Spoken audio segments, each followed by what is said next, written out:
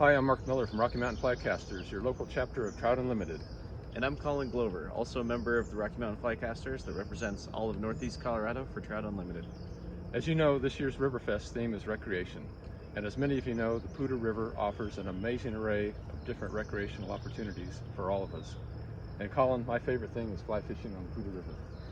Of course, fishing is not the only activity that you can do on the Poudre. There's some wonderful campgrounds up the Poudre Canyon right next to the river, plus great hiking, biking, and even river rafting. And did I mention I love great fly fishing? Well, now that you mention it, Mark, one of my favorite things is fishing the small streams in the Poudre River headwaters near Long Draw Reservoir in Cameron Pass. The streams that Colin is talking about are high elevation streams that hold lots of small fish, a few cutthroat trout, rainbow trout, and a lot of brook trout. For a number of reasons, the Greenback Cutthroat was thought to be extinct in 1935. In the 1970s, a small population was found and they were listed as endangered, and now have been upgraded to threatened, as defined by the Federal Endangered Species List, as a result of ongoing recovery efforts. The goal is to one day see the Greenback Cutthroat Trout removed from the endangered species list. This is some really fun small stream fishing, but none of these fish are native or indigenous to the Poudre River. When the first white settlers arrived in the area, the streams were full of greenback cutthroat trout, which is the Colorado state fish. So that brings us to the main point of this video presentation. The U.S. Forest Service and National Park Service are working together on the largest reintroduction efforts in Colorado history. That's right, Colin. This huge undertaking started with research about 3 to 4 years ago, and to complete the entire project will likely take another 10 to 12 years of hard work. So we want to let you know that there will be many fun and exciting opportunities for volunteers to help make this dream become a reality. We will need lots of volunteers every summer for the next 10 to 12 years. The entire reason for Trout Unlimited's existence is to support all efforts that impact the healthy trout populations and healthy watersheds so trout can reproduce and thrive. So the Rocky Mountain Flycasters will be working hand in hand with the U.S. Forest Service and U.S. Park Service to help with this important project. Ooh, the skeeters are really bad today. For more information on this project, the next 17 minutes of this video will dive into the details of how this project will be accomplished. You can also find more information on our website at rmftu.org. When you get to our website, scroll down a bit and you'll see 3 large icons that say Donate, Volunteer, and Join. Just click on the volunteer icon to sign up. Colin and I are very proud of the great work that Rocky Mountain Flycasters does for trout conservation. So if this sounds interesting to you, please volunteer and become a part of our story, and help secure the future legacy of the Greenback Cutthroat Trout in northern Colorado. When this project is completed, the recreational fishing opportunities will be even greater than they are today. So thank you so much for your time and interest. Hi, my name is Dick Jeffries. I'm the Conservation Chair of Rocky Mountain Flycasters, which is the local chapter of Trout Unlimited. Trout Unlimited is a national, nonprofit, cold water conservation organization whose mission is to conserve, protect, and restore North America's trout and salmon fisheries and their watersheds. That mission is why we provide you this presentation. We would like to inform you of a Greenback Cutthroat Trout restoration project that, when complete, will be the largest interconnected restoration area in the entire state of Colorado. We are fortunate, and we should be proud, to know this historic project is currently underway in our own backyard. The project is located in the headwaters of the Poudre River Basin. For additional geographic reference, the Poudre River is a branch of the greater South Platte River Basin that drains most of northeast Colorado. Why do we want to restore Greenback Cutthroat Trout?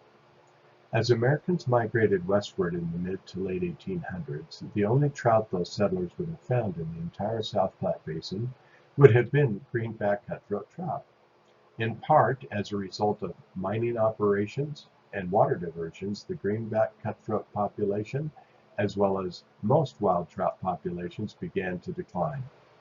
Even more unfortunate for our native fish was the early observation by settlers that the trout they were catching were not the same as the trout they caught back home.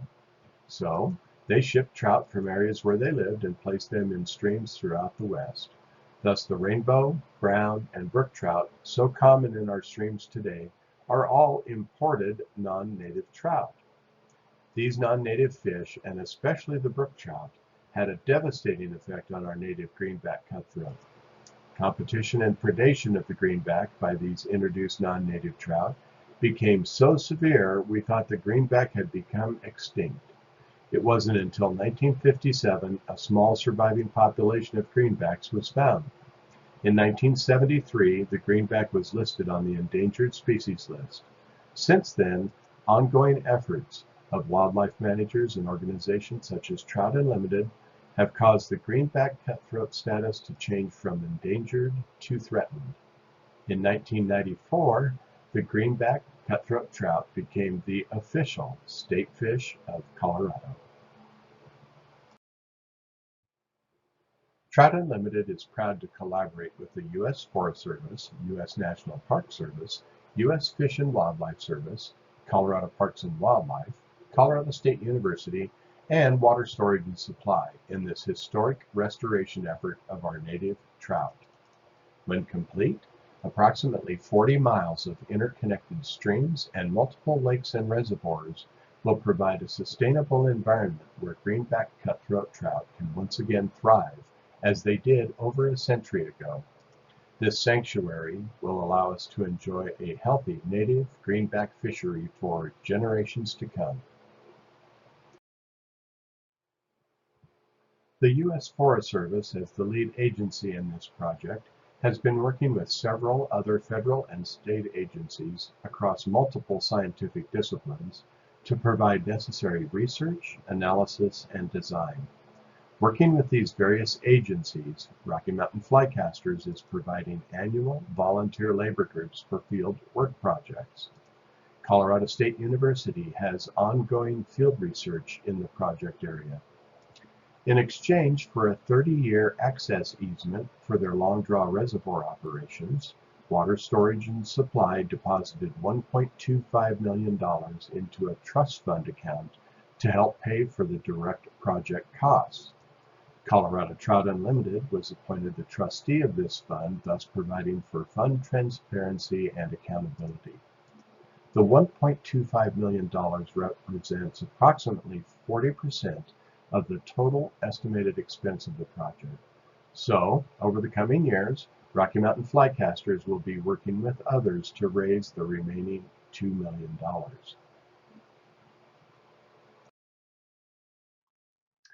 Using a wide scale, this map illustrates the general location of the Poudre Headwaters project area. For reference, Long Draw Reservoir is about 35 air miles west of Fort Collins, or approximately 2.5 to 3 hours drive time from Fort Collins, depending on moose traffic. I don't know about you, but I find it hard to resist stopping for a few minutes to enjoy these wondrous animals. 40 stream miles of greenback cutthroat restoration could seem grand in scale. While the effort is indeed a project of historic size, when the restoration area is viewed in the context of a wider, multi-watershed view that shows all streams and rivers, we can see there is an abundance of other areas for anglers and outdoor enthusiasts to enjoy the many varieties of cold water fish that inhabit our northern Colorado streams.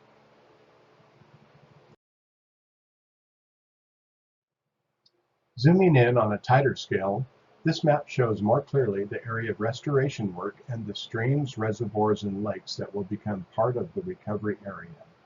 A few of the creeks and their associated watersheds included in the project area are Hague, Chapin, Willow, La Poudre Pass, Neota, and Corral Creeks. Some of the lakes included in the project area are Hazeling and Mare, Long Draw Reservoir, Poudre Lake, and of course the upper Cache La Poudre River are also in the project area. Any trout restoration project is a challenge. Add to the challenge, the Poudre Headwaters project area includes lands managed by multiple agencies, 3 designated wilderness areas, and the wild and scenic designation of our beloved Poudre River.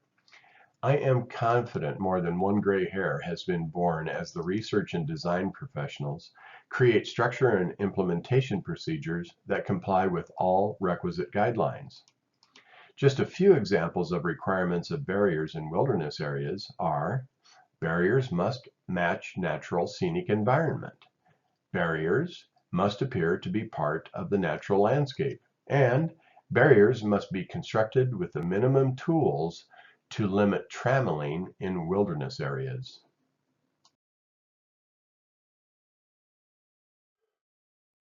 For some time now, efforts leading to this wonderful restoration opportunity have been underway. Years of scientific data has been collected regarding fish type, ages, and movement. Stream morphology analysis has been conducted to guide barrier design. Consultations have been initiated and in some cases continue regarding tribal, heritage, wilderness area, and wild and scenic river considerations. Design work for the upper and lower barriers is currently underway, and including installation will take another 2 to 3 years. As project phase areas are cordoned off, removal of non-native fish will begin. And once the phase is determined to be free of non-native fish, greenback reintroduction efforts will begin.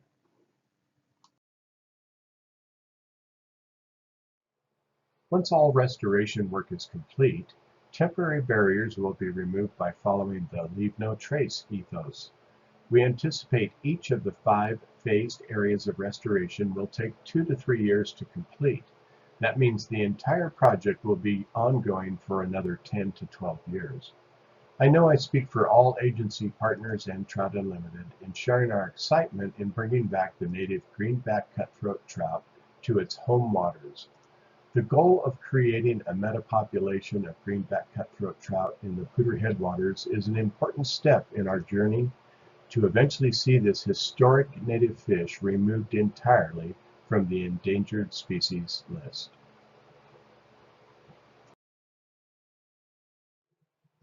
We believe it is vital everyone better understand some of the science embedded in this project, especially the scientific understanding of why non-native fish, specifically the brook trout that is currently predominant throughout the area, must be removed before the greenback is restored.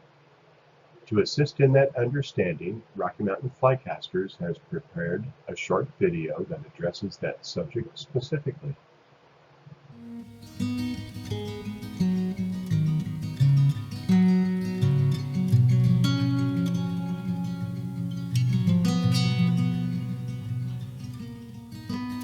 Hi, I'm Kurt Fausch from the Department of Fish, Wildlife, and Conservation Biology at Colorado State University. I'm a professor of fisheries biology, and I've worked on stream fish, specifically trout and salmon, in the West and throughout the world. So in Colorado, the native trout are cutthroat trout, and specifically in this part of Colorado, greenback cutthroat trout along Colorado's Front Range. The greenback, once thought to be extinct, is designated as a threatened species under the Endangered Species Act, and efforts have begun to restore a large population to the Poudre headwaters, located near Long Draw Reservoir in Colorado. The biggest threat to the remaining populations we have of the greenback are non-native trout like brook trout, which were brought from the east in the late 1800s. Our research shows that cutthroat trout need larger streams with warmer temperatures that are free from brook trout if they're going to thrive in Colorado. PhD student Doug Peterson and I conducted a big field experiment and found that cutthroat trout fry survived 13 times better when brook trout were removed compared to control streams. And survival of yearling cutthroat was more than twice as high when the brook trout were removed. Surprisingly, however, adult cutthroat survival was the same whether brook trout were removed or not. So the experiment proved that brook trout could decimate cutthroat populations over time by competition and predation during their first 2 years of life. PhD students Amy Herrig and Mark Coleman found that when native cutthroat trout are isolated in high mountain streams above barriers that keep brook trout out, the fry can't grow enough to survive the first winter. Basically, they can't get large enough and lay down enough fat during the short growing season. Fisheries researchers and managers are working to identify streams with higher temperatures that can support greenback cutthroat survival and reproduction. and to establish barriers to keep brook trout out. This is why the long drought project is so important. Cutthroat trout need larger streams with warmer temperatures that are free from brook trout if they're going to thrive in Colorado. The team of scientists and volunteers from a group of federal and state agencies and nonprofits and universities are following in the footsteps of my colleague Bob Benke, who pioneered cutthroat trout conservation. And they're working to create a stronghold for these fish above a barrier in the Big South Cache-la-Poudre watershed. To learn more and to help restore Colorado's native trout, visit the Rocky Mountain Flycasters website.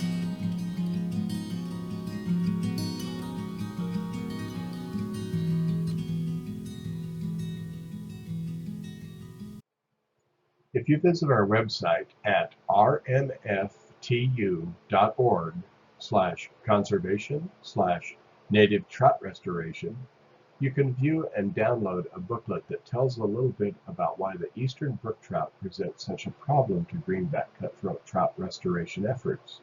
You can also view or download a trifold brochure that describes the Poudre Headwaters project. This presentation is provided to inform you of the ongoing efforts regarding the Poudre Headwaters project. Before I let you know of ways that you can assist in this remarkable effort, I would like to share with you the personal analogy I use when describing this project to others. During our historic westward expansion, we almost hunted the American bison to extinction.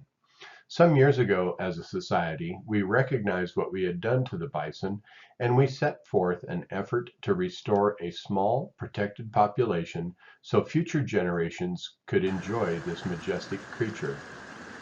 During that same westward expansion, we also set in motion a series of events that would take the greenback cutthroat trout to near extinction. Did we hunt or fish them to that point? No.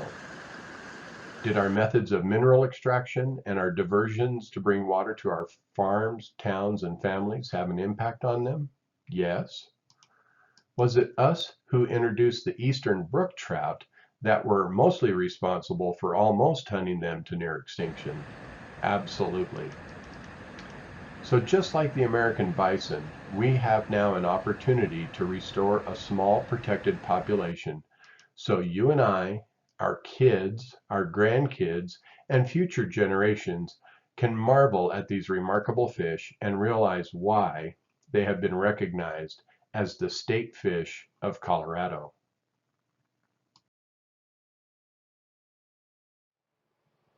If this project is interesting and hopefully exciting to you, there are 3 ways that you can help.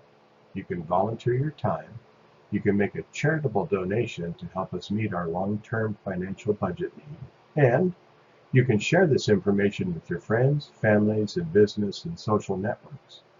To engage in any of these suggested activities, please contact us on our website of www.rmftu.org or email me at conserve@rockymountainflycasters.org. That's conserve@rockymountainflycasters.org. Or give us a shout on Facebook, Instagram, or Twitter. Just post, "Hey, conservation guy, let's chat about Poudre Headwaters."